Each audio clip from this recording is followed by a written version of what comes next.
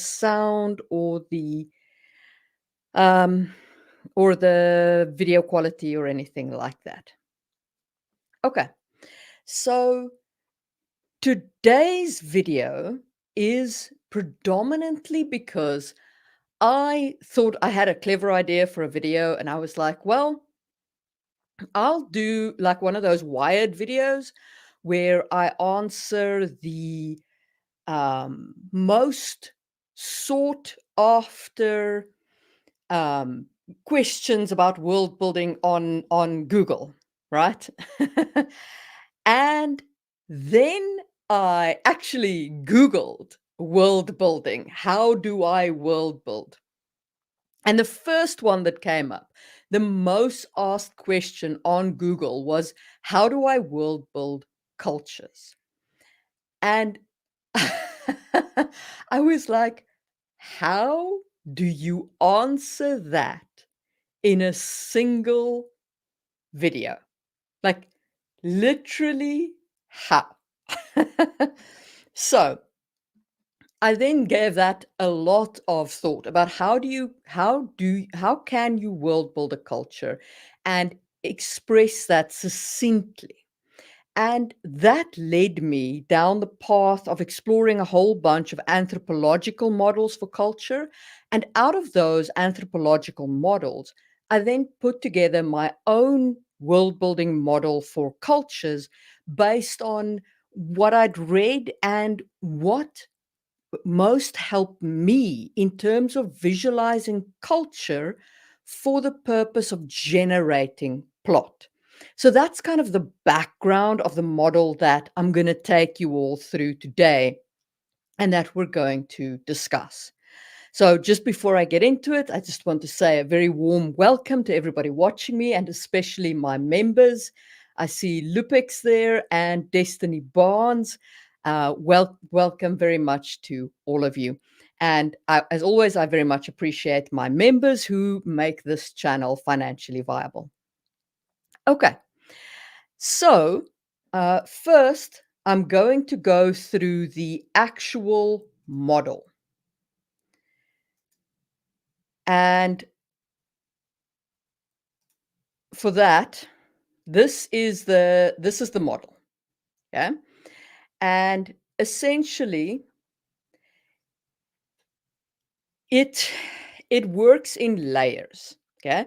And for this, I drew on the Bronfer's ecological systems theory, as well as the layered model of culture from Sain's model, as well as the cultural iceberg model with the explicit and implicit aspects for the anthropological models. And how this model actually works is at the core of the model is the ideology. Okay. And this is drawn from Hofstede's dimensions, right? Hofstede's cultural dimensions are my primary inspiration for this. I discussed it in one of the pod episodes in detail, one of the world building blueprint episodes in detail.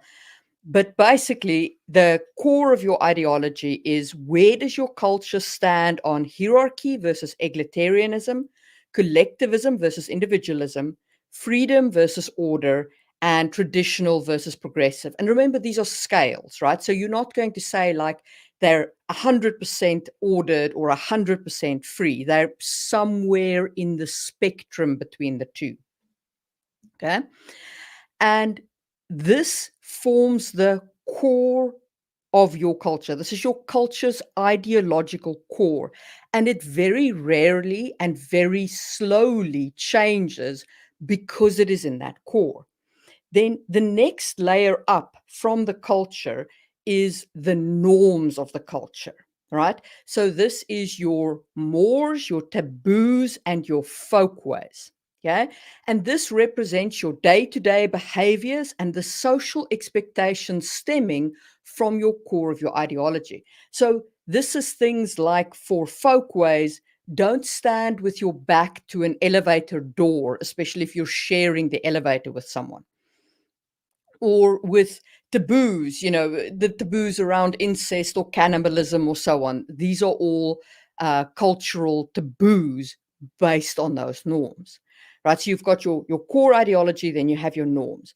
Then your third circle up is your symbols. Okay. Now, in here is included your language, how people speak, the idioms they use, as well as physical symbols, things like, in our cultures today, our flags or symbols that are important to the culture, like in the Roman Republic culture, that those that bundle of sticks that the magistrates carried, that was a symbol that they used.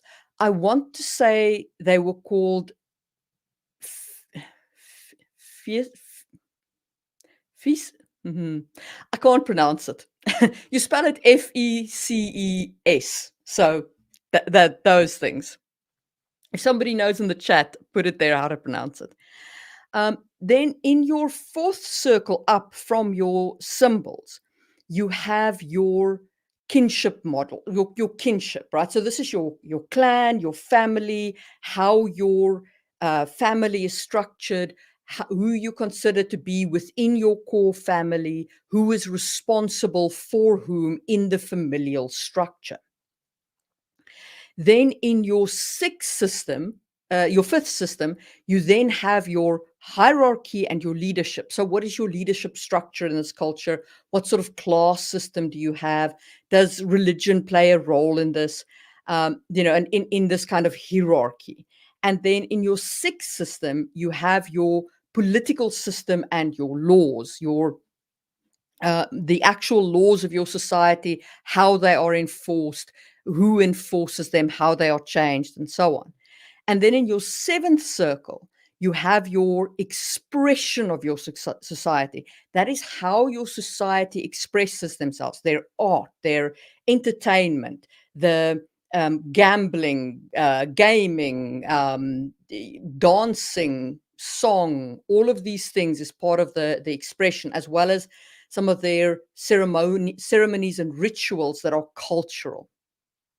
And then, so those are your circles of culture, right? So these are things that build upon each other layer by layer, forming your culture outward.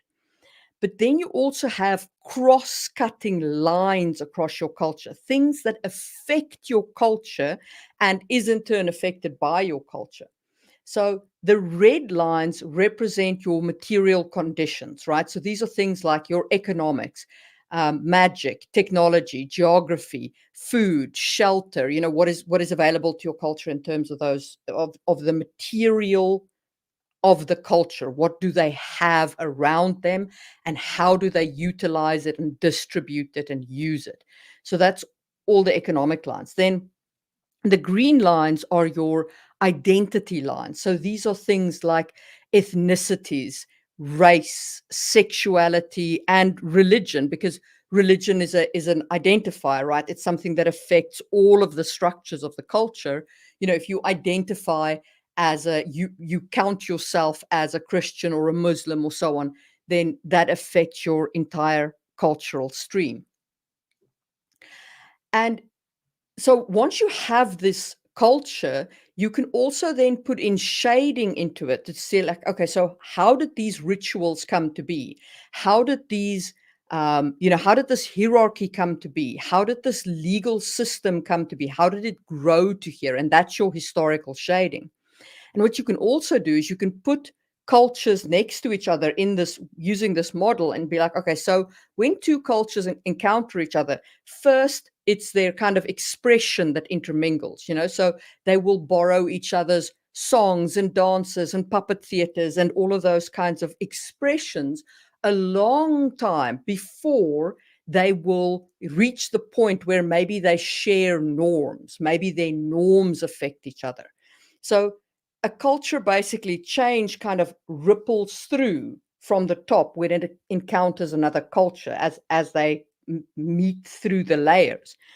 But if you want to fundamentally change a culture, so I'm obviously now talking in terms of your world building, right? I'm not talking about like real life per se, although I'll demonstrate using real life.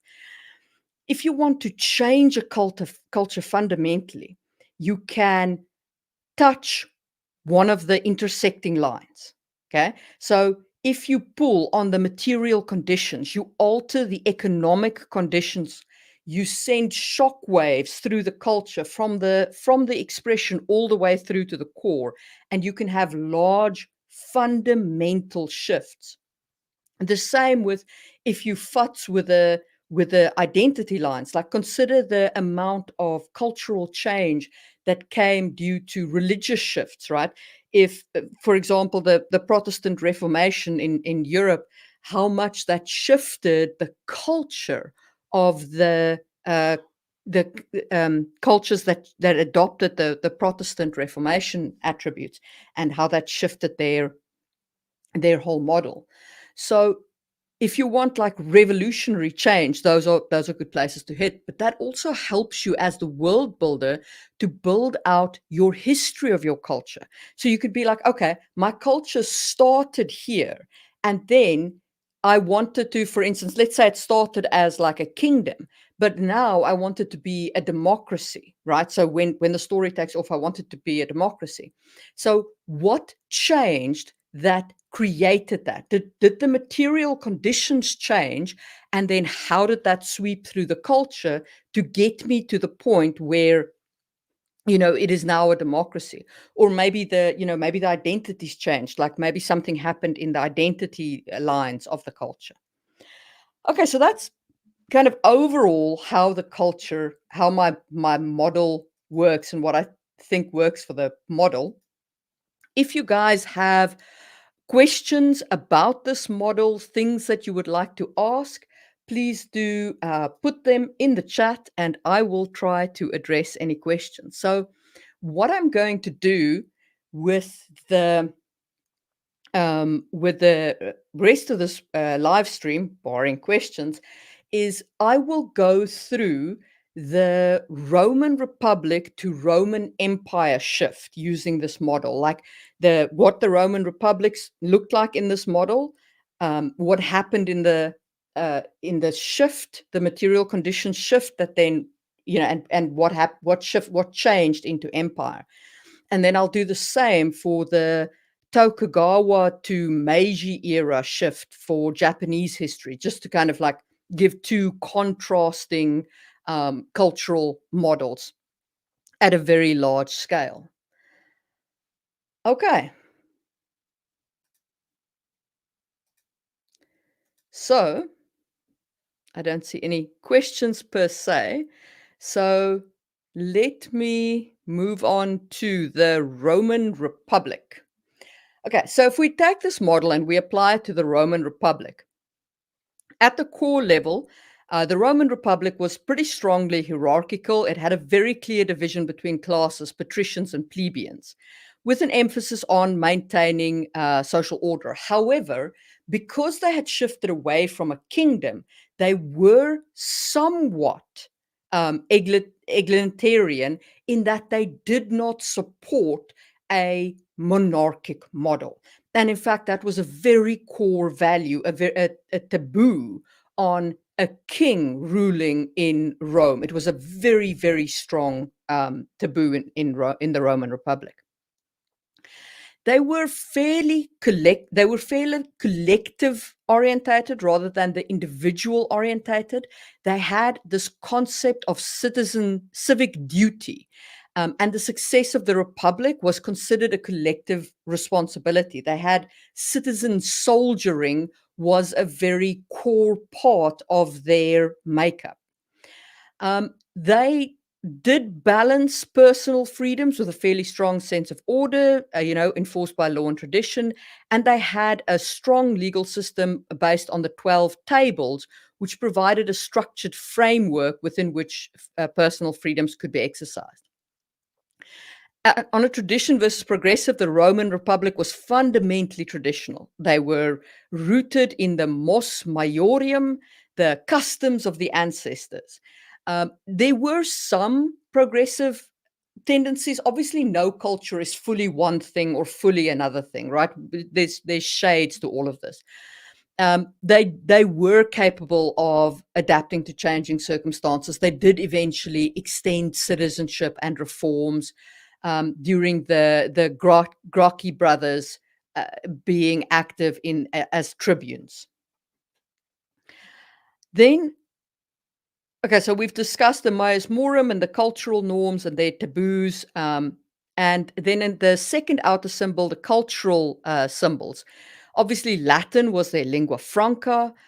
Their symbols was those fasces, fasces. I think it's fasces, which was those rods, and of course the eagle standard of the Roman Republic's military might, and the SPQR, the Senate and the people of Rome, which was the symbol of the state.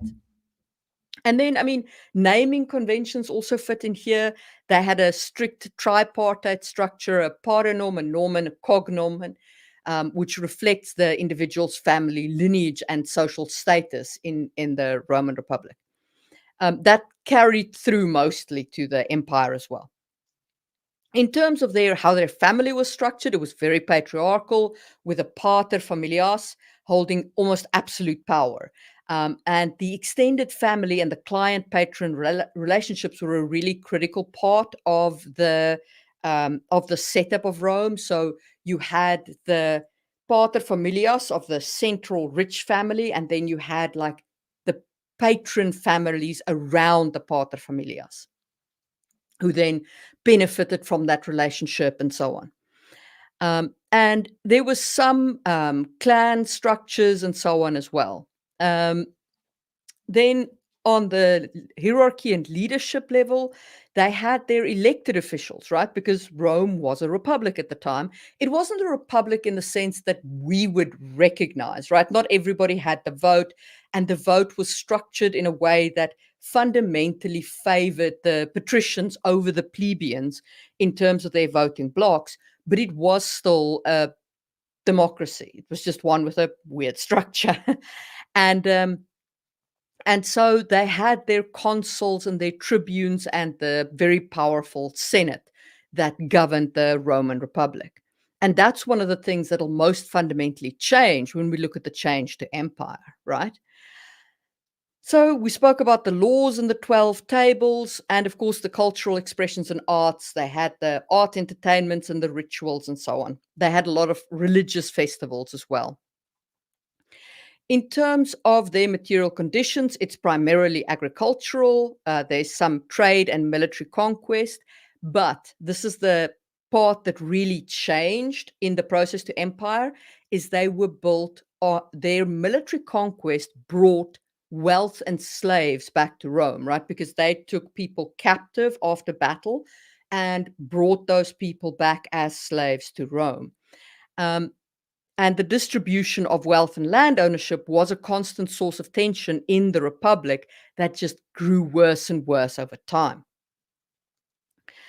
So we have that as our economic conditions, and then as our identities, we have the Roman identity, and then we have the Latin identity, right? So these were the people who did not live in Rome and were considered the Latins. And they didn't have citizenship of Rome, and that was another source of tension within the Roman Republic. These people lived in Italy. They were closely associated with Rome, but they were not considered citizens. And that lack of identity caused additional social tension as that line got taut, that green line. Okay. And then, of course, Rome interacted with a lot of other culture, with the assimilation of Greek, the conflicts with Carthage, the integration of the Italian people, as I said, and so on. These things all affected the Roman model. All right. So what happened to this model of the Roman Republic when we start affecting the economic conditions? So one of the big things that happened, of course, was the concentration of wealth and land ownership. So as Rome expanded through military conquest, it brought in vast wealth, land, slaves were acquired. However, the wealth was very unevenly distributed, much of it concentrated in the hands of a small elite, right? And this caused immense tension. And then you had the decline of the citizen soldier. So you had an erosion of norms. Okay, that core citizen soldier ethic was eroded and replaced with populist generals who had professional armies that they paid. And this was primarily driven through Marius and Caesar's actions. And then there was urbanization and growth of Rome, and of course the slave economy. So the slave economy, the Roman Republic in a way was a victim of its own success. It literally brought in so many slaves that it undermined the need for free labor entirely. And this created a situation where people didn't have work because their work was all entirely done by slaves that have been brought in through military conquest. And so the core of Rome, that core norm of no kings, was eroded by Caesar saying, okay, but see what's happening here is the Senate, which is supposed to be keeping Rome safe, is actually preventing my reforms, which will be good for you, the people. So we need to overthrow the Senate and you need to give me the rights to make the reforms. And that was kind of the straw that broke the camel's back and created the massive shift to the Roman Empire as the material conditions eventually reached the core and shook even their deepest held principles because of these changes. All right, just going to address a question there quickly. Throughout the novel, as we world build through the lens of each character in order to share the details of your model here, should we place maybe a detail or two a chapter? So, yes. Okay, so this addresses a question of world building through your book, right? Avoiding info dumps, in other words. And I have a horror of info dumps. I really absolutely hate them. I want to do my world building as info dump free as possible. I want people to consume the world naturally. And a good way to do that is, now you need this model, right? You the writer, you need to know what is going on in this model. You need this comprehensively in your culture. But how you would show this to the reader is you would slowly take them through this. So, for example, if we think of some of these norms and folkways and taboos, you would have the character actually act out some of those folkways, and maybe like a foreigner comes in and tries to do something that is taboo and, is taken to task for it, or you otherwise show the taboo, maybe through some of the entertainment. Maybe the character goes to a theater and they see a play that shows the perfidy of kings and why Rome will never have a king again.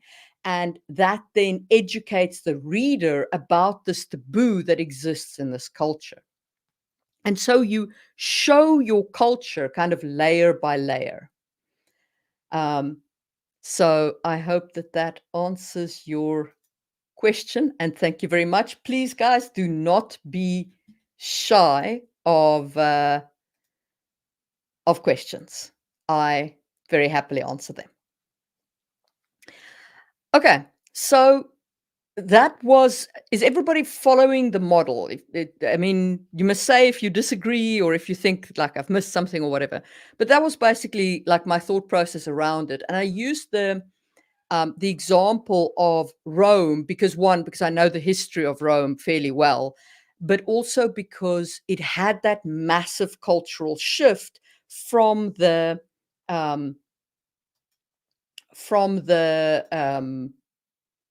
Republic to the empire that actually changed one of its core norms.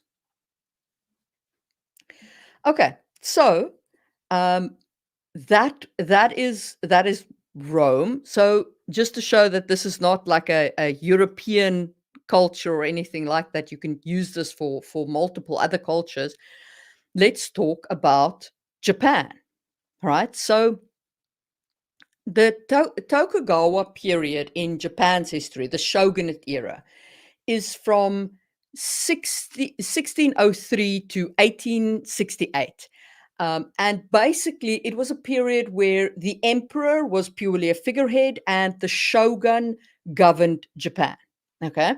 So this is kind of the most romanticized kind of samurai era, um, mostly.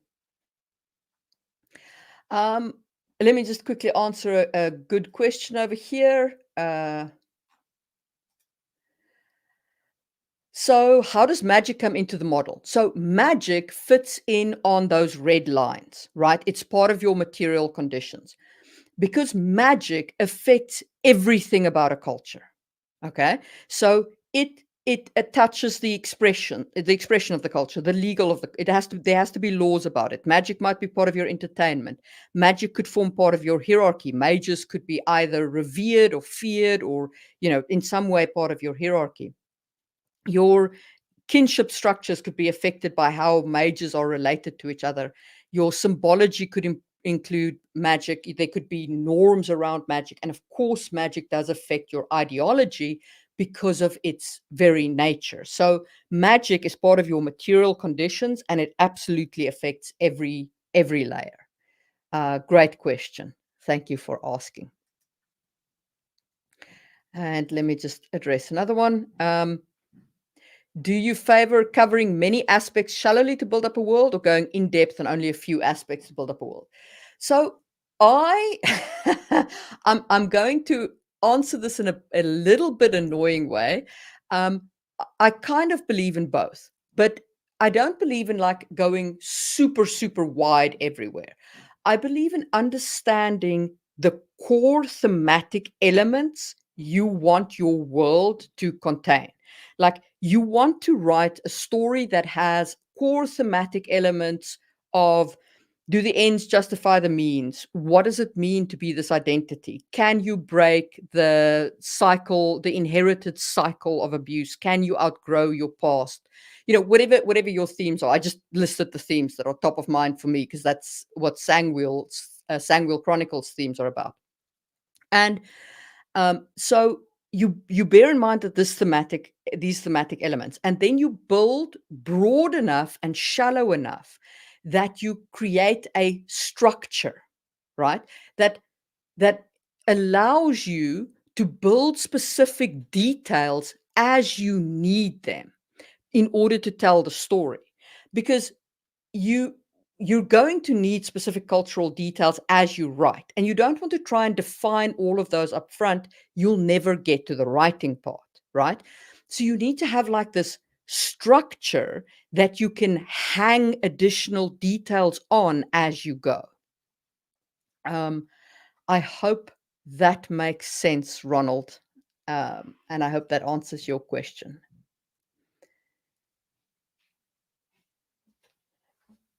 And welcome very much, Milky. Pleasure to see you. Okay, so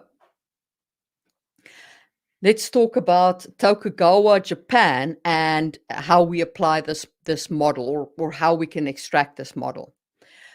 I just want to say, obviously, this is a model, right? I mean, it's not going to contain all of the details of a real world culture in all its epic messiness. This does simplify a culture.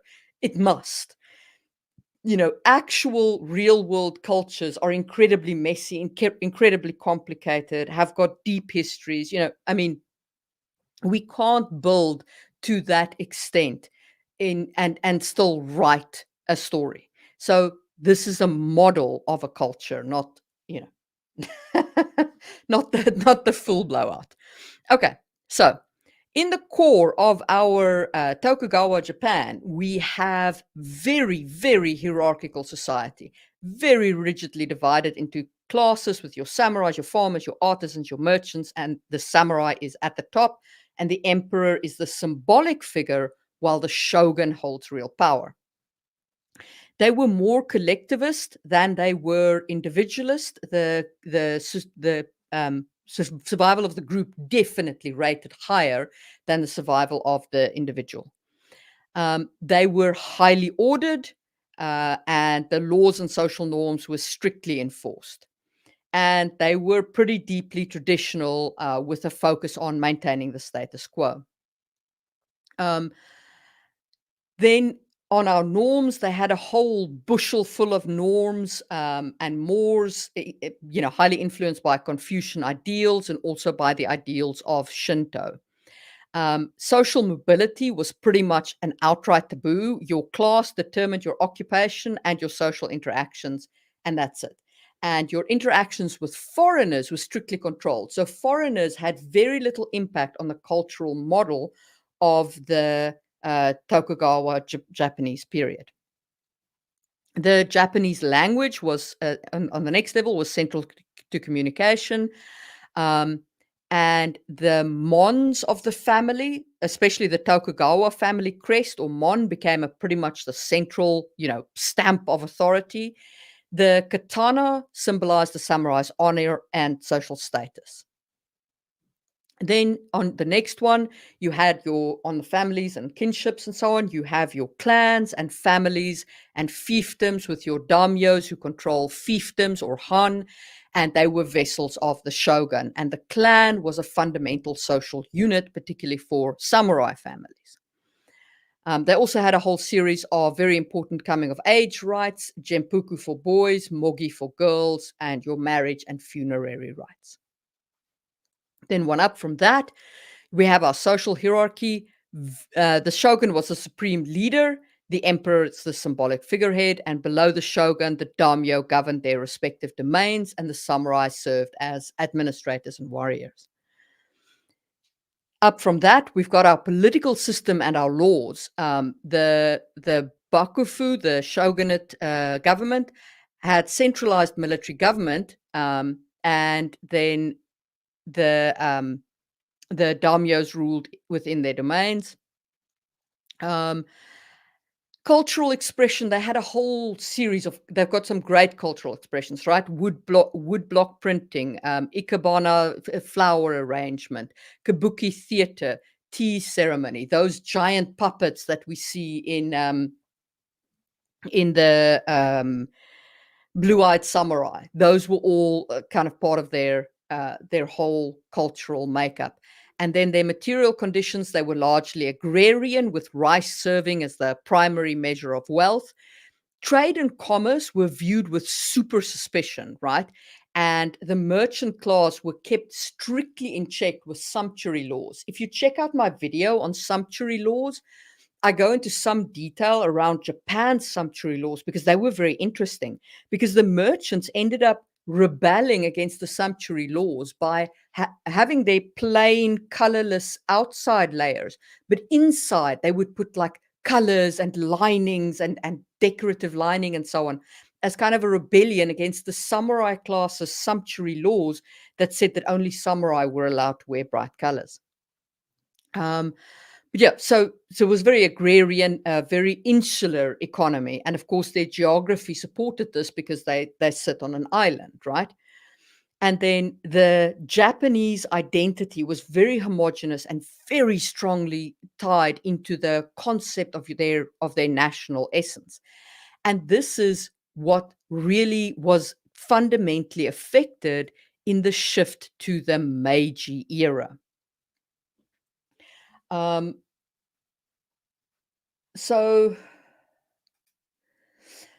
Liedentier L5R was pretty accurate to real life Japan in some ways. So you need to be careful with L5R because they kind of, in building Legend of the Five Rings culture, they kind of fuse Japanese and Chinese in some ways.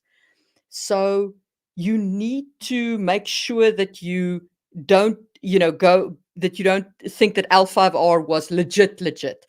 Because they did borrow from the continental Asian cultures as well, and kind of mesh and layer that into the core kind of Japanese culture that they built in the world of L5R. They didn't just take from the Japanese culture.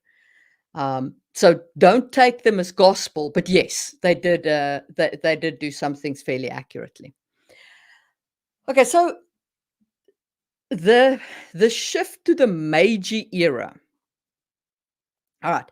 First, we had an external threat. Okay, so the culture was put under pressure by the arrival of Commodore Matthew Perry and his black ships in 1853 And they basically forced Japan to open its ports to foreign trade um, after, more than 2 centuries of isolationism. And there was a lot of unequal treaties that resulted from this, such as the Treaty of Kanawa, which exposed Japan's vulnerability to Western power, right? And this started putting pressure on that Japanese identity. Because when you believe yourself to be kind of the pinnacle of purity, it's a very like a culture that believes very much in its identity, and you are then put under the pressure of losing, that starts to fundamentally shake that line, which sends ripples throughout your culture, right? And that leads to kind of economic strain and social unrest, especially as these unequal treaties now put economic um, threat on the culture as well. And you are now suffering economically as well. So your material conditions start shaking. So now your culture is getting rocked from two angles, right? You've got your identity under threat, and you have your economic conditions under threat, and the culture's basically shivering, right? So then a movement starts, particularly among the samurai from the domains like Satsuma and Chosu, and they begin to rally around the idea of restoring the emperor to power, inspired by Shinto, the religion Shinto's revivalism and a belief in the emperor's divine right to rule, leading us back to those identities, right? So you have your ethnicity identity under threat, but there is another identity, the religion of Shinto, which offers a different approach. It says, you know, we could be great if we actually embraced the identity of Shinto and restored the emperor to rule. And I'm not saying anybody explicitly did this as like a conspiracy theory. It's just kind of the way that the culture went, right? And so you have this like rocking through your culture. And then, of course, the Tokugawa reforms failed. So the shogun tried reforms, um, and they did try to strengthen their position, including modernizing the military and revising their governance. But it was too little, too late, and it failed to address any of the underlying issues of the economic instability.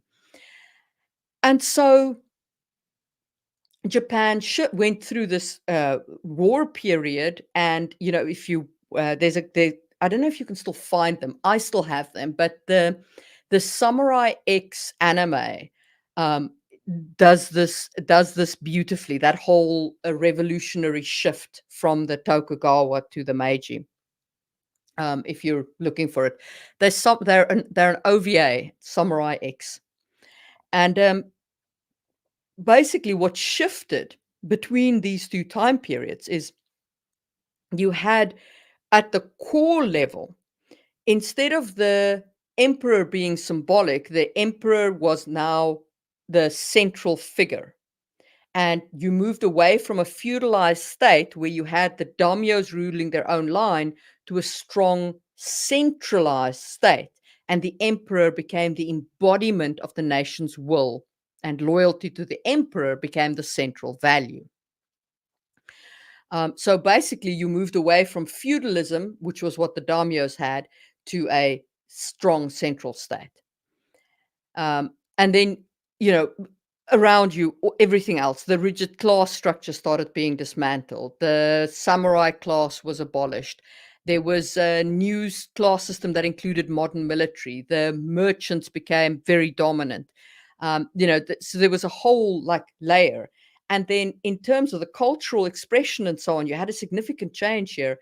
Now, there was a deliberate adoption of Western styles in art and architecture. However, traditional Japanese arts were preserved and promoted as part of the new national identity, and establishing that identity line, that new identity line in place of the old ethnicities. So you can see that the model works. At least I feel that it works on whatever the culture is, in terms of working through what becomes unstable. And it really helped me very much when I actually went through this process to visualize how my culture would change after the events of the book that I'm working on right now, because there will be, a continuing story after Sangwheel Chronicles Book 4, which closes off this trilogy. There'll be other trilogies in this world because in my book, I'm dramatically affecting the magic line. So I'm jerking that material conditions very, very hard. I'm pulling on that thread dramatically in the final book. And that will, in future books, mean that this whole model, which I have for the Empire in Sangwheel Chronicles, this will dramatically shift as that change in the magic starts working its way through the culture and rocking the cultural boat. Probably starting with expressions and then working its way down. Expressions and legal. Expressions and legal are your first to change, right? Because they're the two that don't really deeply affect the culture. Then you start having hierarchy change slowly. Then your kind of kinship models change. Then your symbols, then your norms, then your core. So it doesn't normally change from the core outwards. It normally changes from the outside inwards rather than outwards. Um,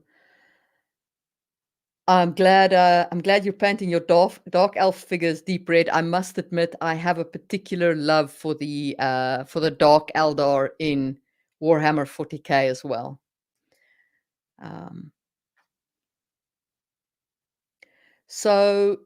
D asks, as I borrow historical cultural ideas like the one you're discussing for my novel, can I fictionalize them by changing names, places, and time periods? Absolutely, of course you can. Just the two things that I always say about. So I highly recommend borrowing from history. Right, history gives you a great source to borrow from. And I have some videos on how to borrow plot lines and culture and lore and so on. But the two things that I say that you must always be aware of. One, have respect for the culture you're borrowing from, right? So make sure that you understand the culture that you're borrowing from and come from a place of respect for that culture, right? And two, when you're borrowing from a culture, don't get completely married to that single culture. Think about the cultures that exist around it, borrow in concert, combine things as it makes sense to you, right? And you don't have to just like they did with Alpha. You don't have to just borrow from Japanese history. You can also borrow from Chinese, Korean, Vietnamese. You can borrow from all the regions around it as you building a fusion of a culture. Because I think that this is better than borrowing from a single culture, just because borrowing from a single culture starts to feel a little bit like you're actually just building that one culture and not actually just calling it that. Like I feel like multiple things is a better way to go. But that's a personal opinion. But yeah, come from a place of respect for the culture, make sure you understand them well, and absolutely.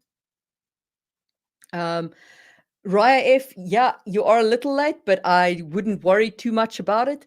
This will be available as a play on demand for anybody who wants to listen to the whole thing again or go through the model again.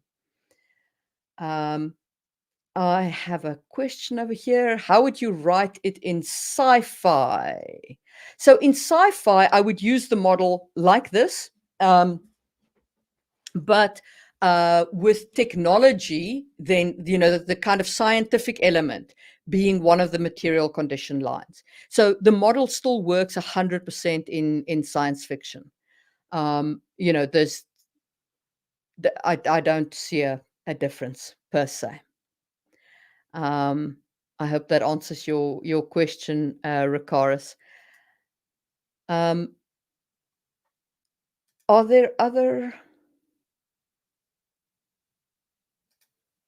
Other questions? Yes, absolutely. It'll be in play and demand. Kunicha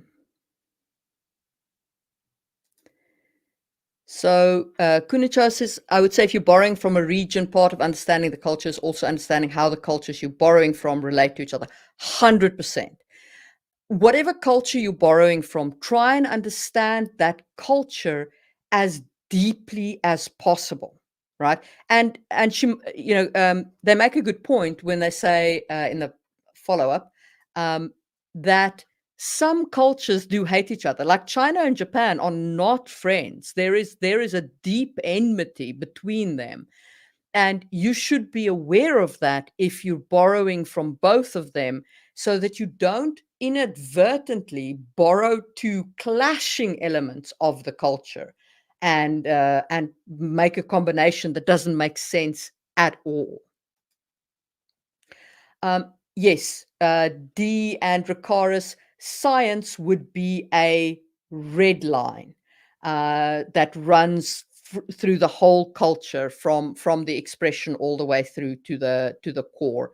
Same as magic or geography or food and shelter and so on. So that's basically, man, I thought I'd fixed that spelling mistake. I see I misspelled economics horrifyingly there in that image. Oh boy. Yeah. So science is part of your material condition lines. So the red lines are all kind of your physical material conditions. And in science fiction, if you have a space traveling science fiction, you would also have space and how you travel and FTL and all of that would all be part of your material conditions, your red line conditions. And your gender, your species in science fiction's case, your ethnicities and so on, all remain as your identity lines. Maybe species might be a material conditions line, because species could be different enough that it would actually be more a material condition than a ethnicity. I might play with that a little bit and see where it fits best. Uptime. I'm not sure how to answer that, Dave Schiff. But if you're asking, will this be available in play on demand? Yes. It will absolutely be available in play on demand.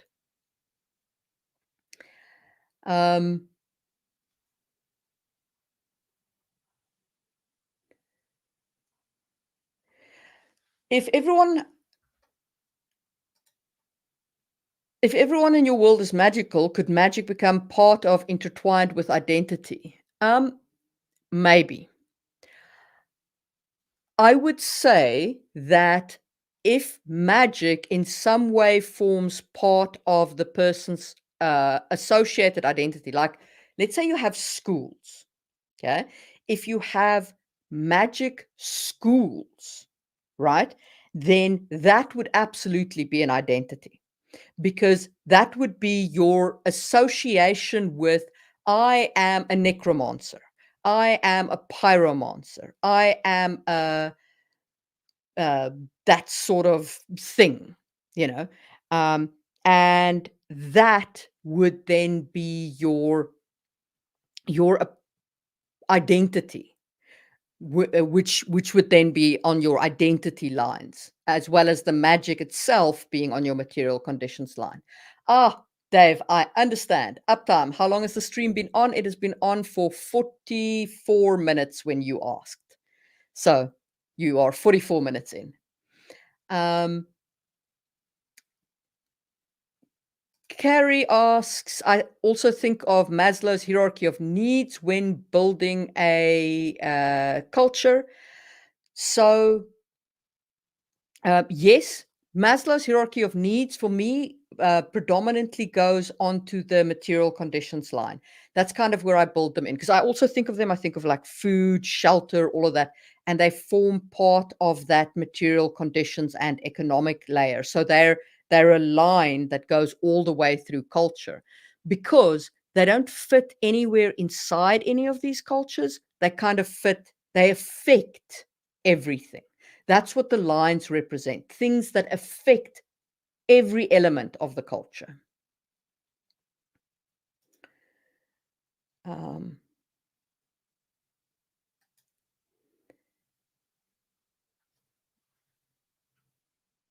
so sure, I can try and make one up on the spot. So let's work our way through an example of fantasy quickly.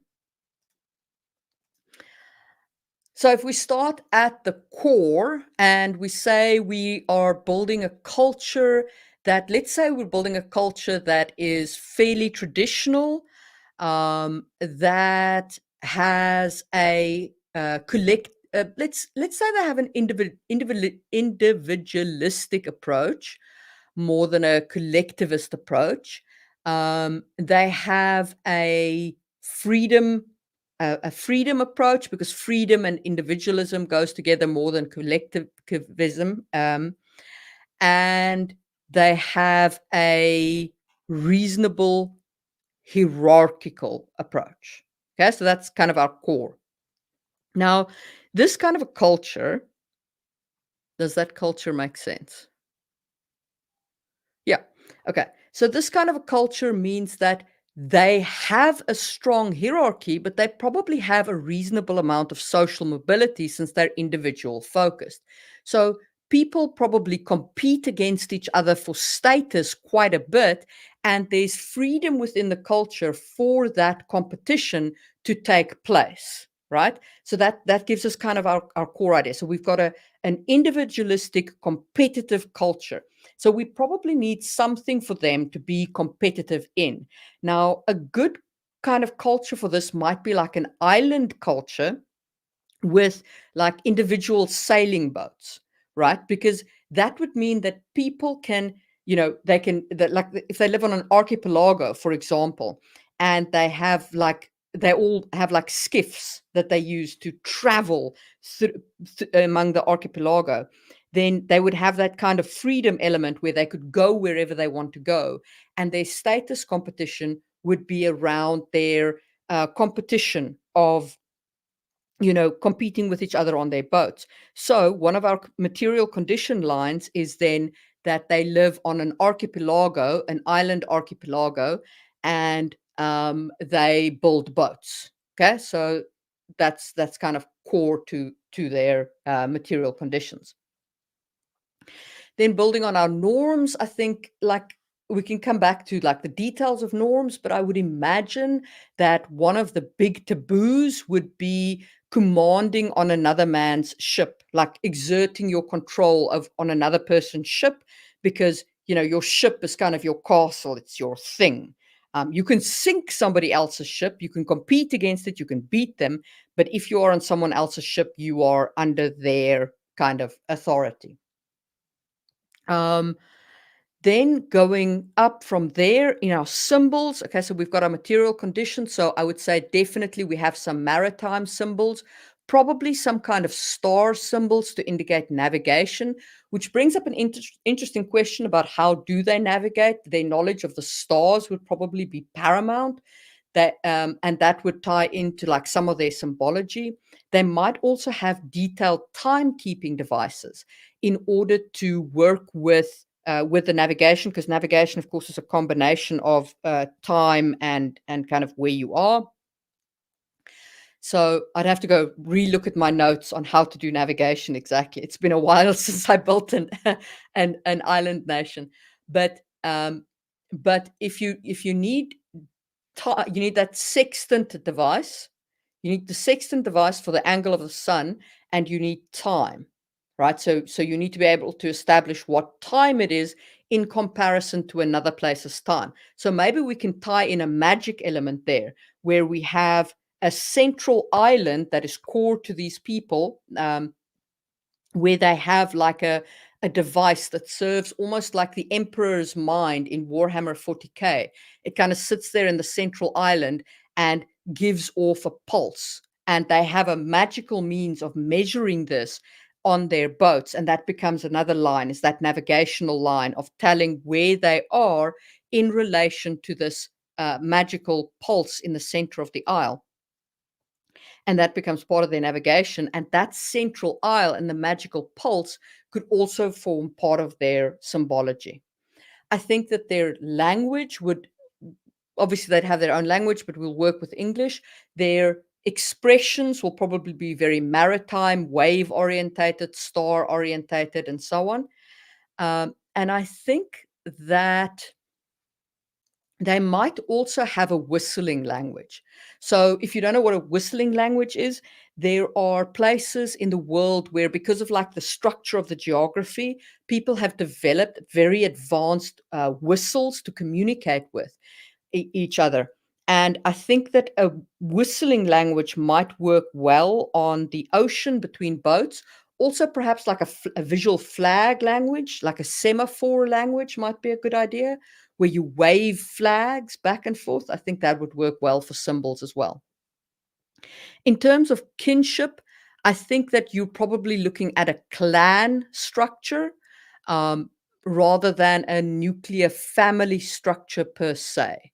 I think that this kind of island, like if we think of the Hawaiian kinship model, it's much more about the clan than about individual nuclear families. So I think that would probably be my kinship structure. In terms of hierarchy, I think that you would have two separate hierarchies. The hierarchy on the land would probably work a little bit more rigidly than the hierarchy in the sea. I think the hierarchy in the sea would be like, I am the captain of my ship, I run my ship, and if I can sink you or fight you or beat you, then you're beneath me. And it's kind of a status thing, but I don't command you. There's no hierarchical command on the sea. Um, in terms of legal, I think once again you would have laws pertaining to laws of the sea and laws of the land. So on the land, you would probably have laws around, you know, normal kind of theft laws and so on and so forth. But in your sea, in your maritime laws, you might have laws like, you know, where is a ship considered safe from raiding and where are they not considered safe from raiding? How are you allowed to raid another island stores, that kind of thing. So I think your laws of the sea and your laws of the land would be quite different. And then lastly, your expressions. I think that you could build some very interesting art forms here with sails. So I think carving prows on, you know, onto ships and creating special sails, like maybe weaving different grasses together for sails, or the specific way in which you carve your skiffs, your solo one-man boats. I think those could be very, very potent expressions of art.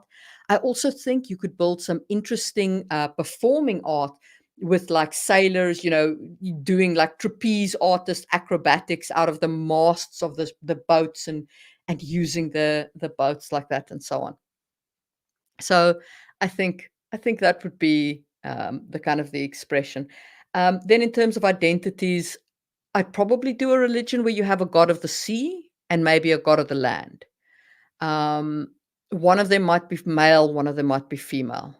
That might work well for your religious identity. Ethnicity, you'd probably have like ethnicities on each island. Each island would be its own kind of approach.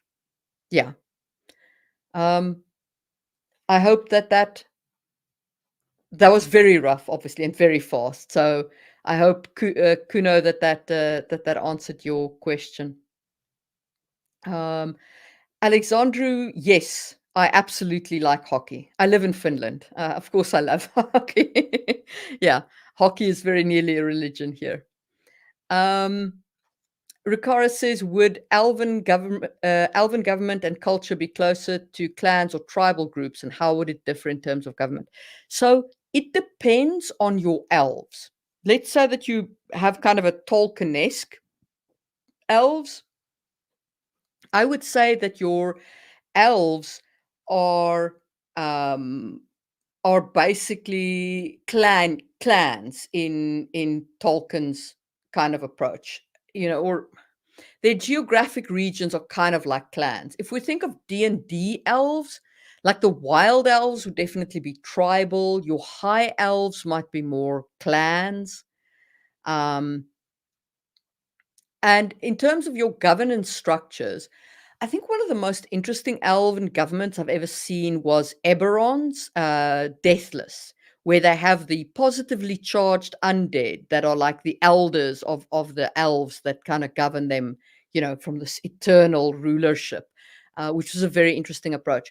But basically, your elven culture, much like any other culture, you can give it any government you think would work for your story. With elves, what you have to just think about is, what difference does the fact that they are elves make to their culture? What makes them not human, right? What is it about them that is not human, more than like what they look like and so on? Like, um, in terms of like, is it long life? Do they have a long lifespan? How does that affect them? How does that psychologically affect them?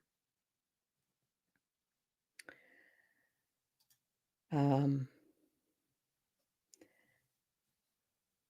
Kuno, yeah, I think that the example probably help more once you've watched the whole thing. But yeah, so so that's my model for cultural world building. I hope that you the, they sound super. The culture that I built on the fly sounds super interesting. Well, thank you. They were. Uh, I am actually working on a kind of archipelago culture, so some of that might have played through. Because after Sangwheel Chronicles, I will be writing Sangwheel Tales, which will be set in Kisangi, the southern continent, which of course is a very different environment from the Northern Empire continent, a very different setup, both culturally and from the ethnicities perspective, and so on. So some of that might have played through a little bit. Um, yeah. So Lupik says, I like the model, though I feel the geometric representation feels somewhat off to me. So I think the reason why it feels off is because it's got this kind of step tier thing, and really it's more like a core circle thing. But the reason why I made it look like a step tier thing is so that, for somebody who's not like completely familiar with all kind of the world building concepts, you can take it in a layer by layer by layer kind of approach, right? But to somebody who is very confident in their world building and so on, they can jump in kind of anywhere and build out in any direction. So don't see this model as like a straight jacket or anything like that, right? It's a tool to help you, not a you must do it this way. So yeah, but I'm glad that the logic checks out, and that the model feels intuitive. And I'm glad that the example helped D. Yeah.